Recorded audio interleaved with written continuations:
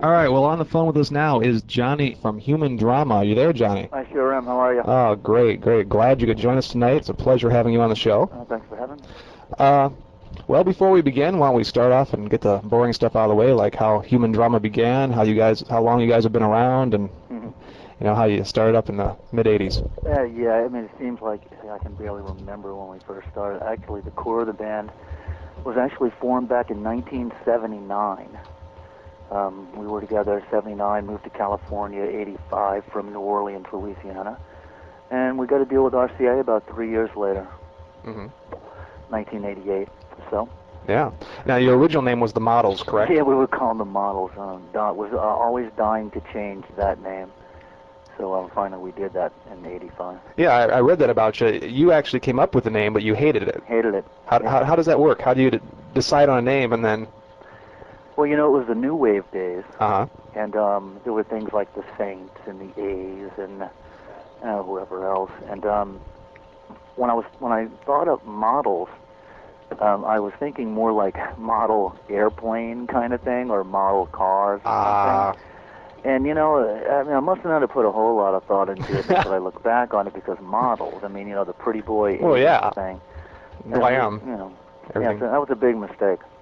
All right. Now, Human Drama signed with RCA Records in November of 1988. I believe that was it. Yes. Your first release, Hopes and Prayers, Dreams, Heart, Soul, Mind, Love, Death, Yeah. was a four-song EP. Right. And then later in May of '89, or no, excuse me, it was followed in November by a full-length album That's right. called Feel. Now, do you feel that RCA got behind Human Drama as much as it should have? Well, you know, I mean, it's obvious to everyone involved. I'm sure RCA would admit it too that they were not prepared for the type of band that we were, and they also weren't prepared from East Coast to West Coast, because one of the things that I found out about the time that Feel came out was that the East Coast office and the West Coast office did not work well together.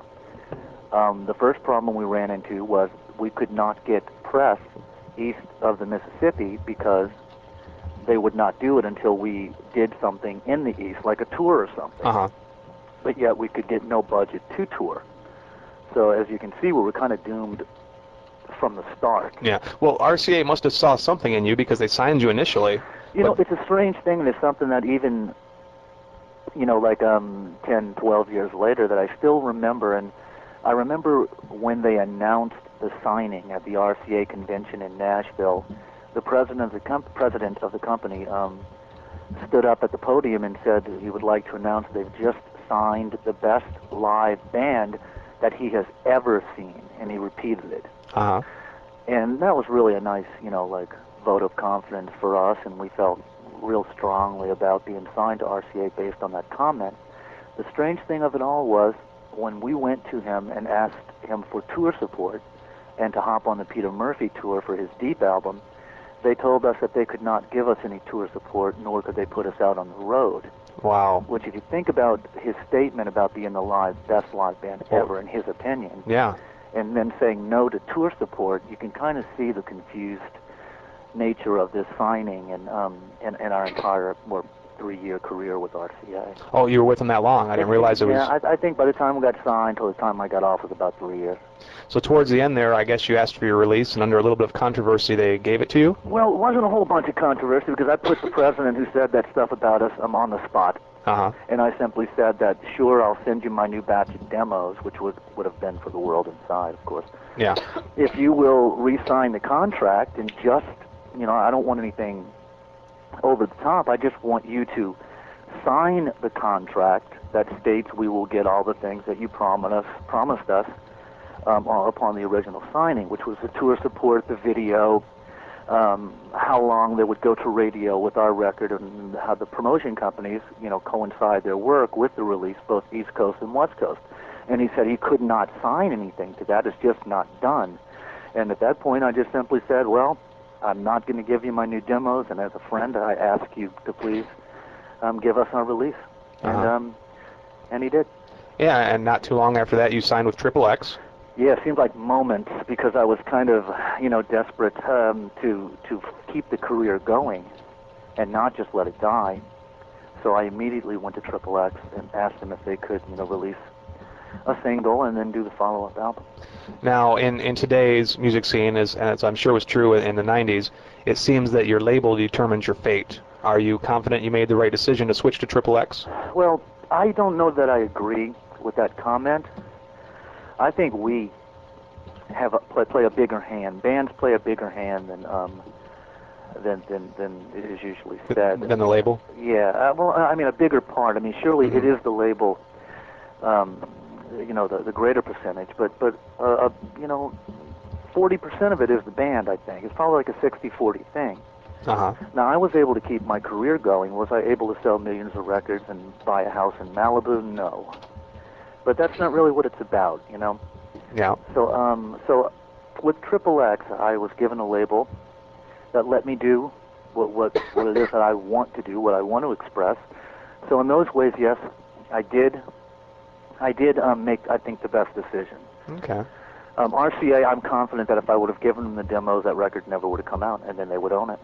1993, Pinups. Yeah. How did this come about with Triple X? At the World Inside record release party back in '92, I think, we decided instead of playing the record that was blaring, we were celebrating blaring over the sound system, that would be kind of redundant. So I figured, what we'll do to make it special is I will show my influences and just play a bunch of cover songs for the party. And Triple X didn't know that we were going to do that. And right after the party, Peter Hewer, the president of Triple X, came up and said, "We have to do this record next." So it was like really nice, Uh-huh. So I was doing old Bowie stuff and T-Rex and things like that.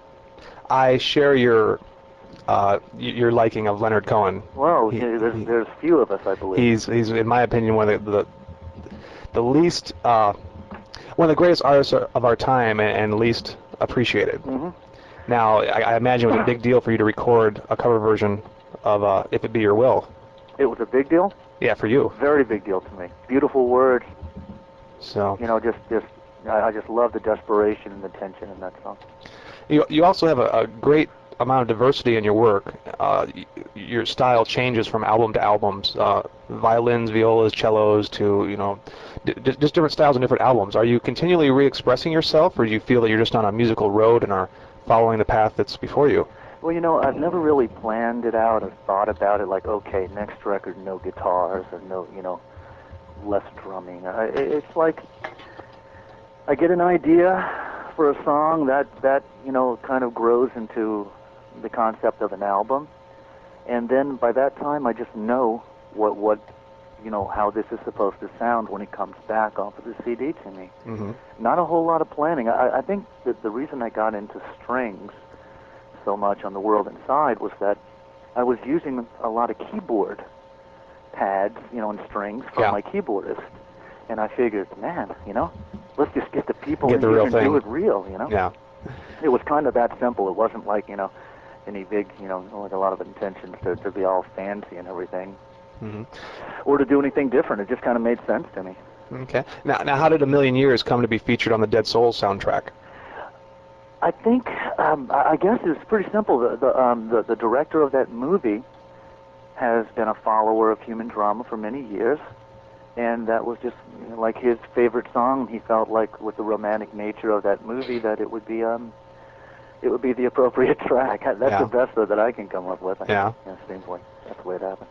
Now, you're currently involved in a solo project, is that correct? Well, I'm planning it. You're planning on it? Yeah, I haven't. I mean, I've gotten to the studio and I've recorded one track that we'll probably throw up on one of the websites so that, in fact, we're going to put it up on thistangledweb.com, just so people can kind of get like a little, just kind of hear what I'm going after. So you're just kind of feeling it out, deciding if that's something you want to do? Well, I'm going to do it. I just haven't, I can't tell you what label it's going to be on or, whether I'm going back to Triple X or what I'm going to do with it. Are there any other projects that you're currently working on? I just finished an album for a project called Memory Burn, which is just a few guys. It's Steve Caton, who plays in Tori Amos's band, a drummer friend of mine from New York named Rob Cornway, and the pianist from a band that I produced called Miracle Mile, And so it's just us put together a nice little project. So you keep busy. Yeah, what's that? You keep busy. You know, I mean, it's fun. You know, it's a lot of fun. It's very creative, and I like to be in those situations as much as I can possibly be. So I know you're in LA at the moment, but are you living in LA now, or are you still in New York? I'm still in New York. Okay. I just came out here to do the record, and now I was doing a little recording work tonight on the solo project. And you've got some shows coming up in the beginning of December. December the 4th at Scream in Hollywood. Okay. Now, what do you attribute your large Mexican audience to? You know, after getting to know the people on a few trips there, they're the most passionate, as a whole, the most passionate group of people that I've ever met. Because you play down there quite a bit. As often as we can, which is usually like once every year and a half. Okay.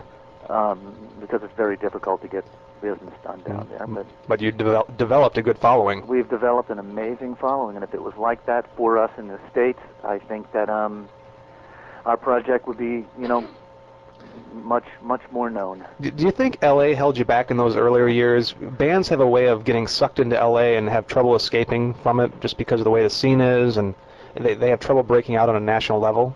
No, I never felt that at all. No? I felt LA at the time that we broke out was a real creative time, and I think that it actually helped us. Okay. Again, what happened with the situation with RCA, I mean, you know, there's a lot of bands, there's only so many bands that can actually break through on a big level. Yeah. I mean, certainly I wish that would have been with Island Records, and they would have broken us like U2 broke. I would appreciate more people getting to hear my stuff, you know? Yeah. But I'm not too bitter about it. I guess every now and then I have my bouts of bitterness, but not so much. I mean, I feel very fortunate to have had this career that I've had. I was going to avoid this question, but I got to say it. Okay. Because it's been overplayed, but the Gothic community really has picked up your work. And yeah. They've adopted you as one of their favorite sons in a lot of circles. Like the grandfather of Gothic. Yeah. Well, actually, it's Peter Murphy, so maybe I'm like the older uncle or something. And I listen to your music, and I can see the association there. I can see why they enjoy it, but I don't consider you Gothic. I don't even understand what actually that is, and I know that whenever I go see like a concert bill and it's supposedly of the Gothic nature, the bands basically blow. Uh-huh. It's just there's no thought. It's dark for the sake of being dark, and it's just bad. No effort to songwriting. Every point you make in a song is different. Like it's all about being dark and spooky and the same type of musicianship. Yeah, I got to say probably the one Gothic band that I do enjoy would be Typo Negative. Okay, and I don't even see that as really fitting into like what I'm talking about. As being Gothic, yeah. Yeah.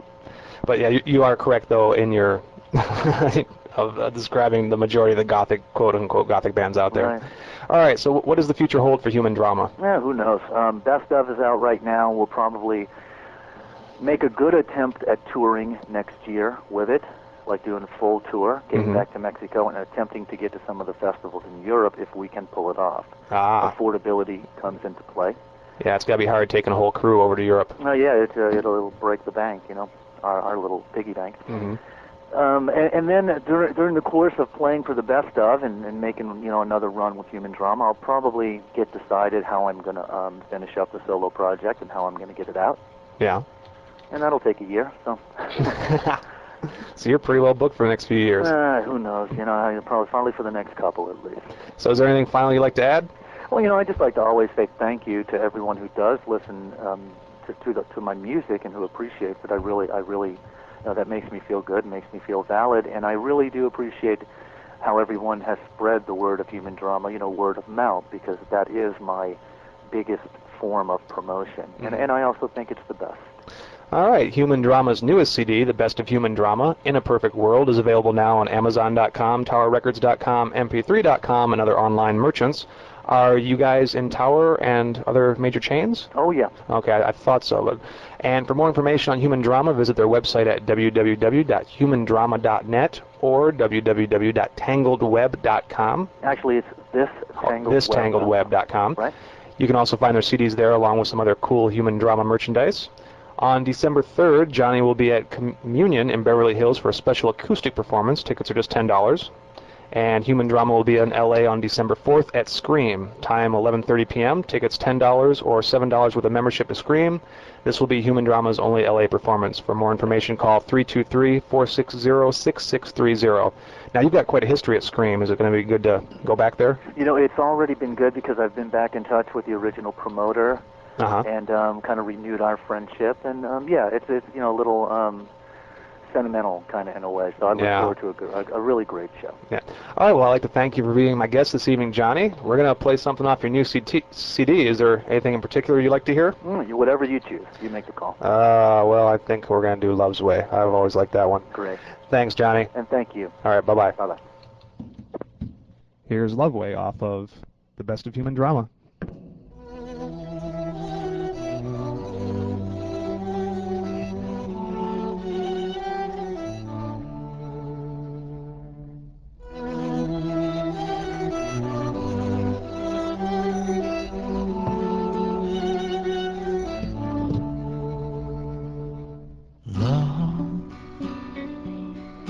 Need we ask why? Or wonder how seasons turn, feelings fade and slowly change. It's just love's way.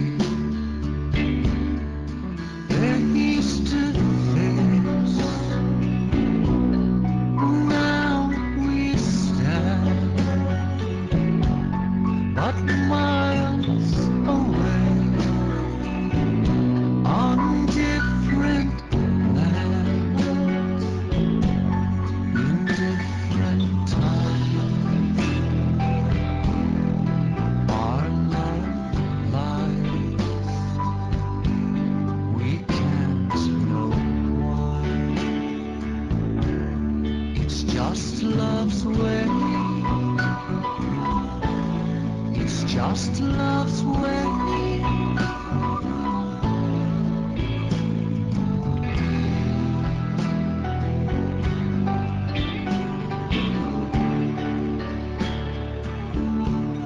The journey was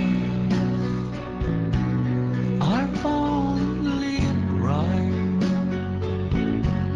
and reason to live this life. The crossroads came to our separate ways. We can't know why. It's just love's way. It's just love's way.